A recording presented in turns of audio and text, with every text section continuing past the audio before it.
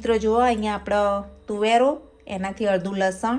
ઘણા લોકો લસણની ક્વોન્ટિટી વધારે પણ રાખતા હોય છે. અહીંયા ખટાશ અને ગળપણ માટે આપણે ગોળ અને લીંબુ, કોથમીર, લીલા મરચાં, આદુ અને ટામેટાં.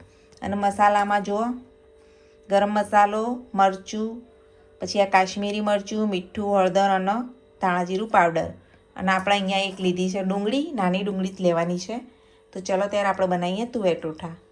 તો આપણે ડુંગળી લસણનો વઘાર કરી દીધો છે. તેલ થોડું વધારે રાખવાનું છે અને જીરું નાખીને પછી ડુંગળી લસણ વઘારી દેવાનું. 15 મિનિટ સુધી આપણે લસણના આ રીતે શેકી રાખવાનું છે. એકદમ મસ્ત મજાનું ચડી જાય પછી આપણે ટામેટાં અને જે લીલા મરચાં અને આદું હતું ખાંડેલું એ એડ કરવાનું છે. મિત્રો જુઓ હવે આપણે ટામેટાં એડ કર્યા છે.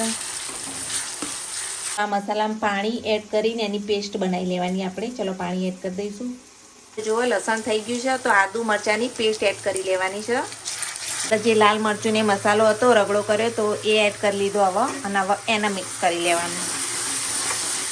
મસાલો સરસ રીતે ચડી ગયો છે. હવે જો નીચે ચોંટવા માંડ્યો થોડો થોડો, એટલે આપણો પરફેક્ટ મસાલો રેડી થઈ ગયો છે. હવે તેમાં બાફેલી તુવેરો એડ કરી અને પછી ગોળ અને લીંબુ એડ કરવાનું, બરોબર? તો ચલો તારે એડ કરી લઈએ. ગોળ તો એડ કરી લીધો, હવે લીંબુ નીચે એડ કરી લઈએ. તો એમાં આપણે લીંબુ એડ કરી લઈએ. હવે આ તુવેરોમાં આપણે અડધો ગ્લાસ જેટલું પાણી એડ કરી લીધું, એટલે બધું મસ્ત મજાનું મિક્સ થઈ જાય. અને પછી તેના ઝીણી સેવ સાથે અને બ્રેડ સાથે તેને તમે ખાઈ શકો છો. તો કેવી લાગી રેસીપી? હજુ તો ઉકળશે એટલે મસ્ત બની જશે.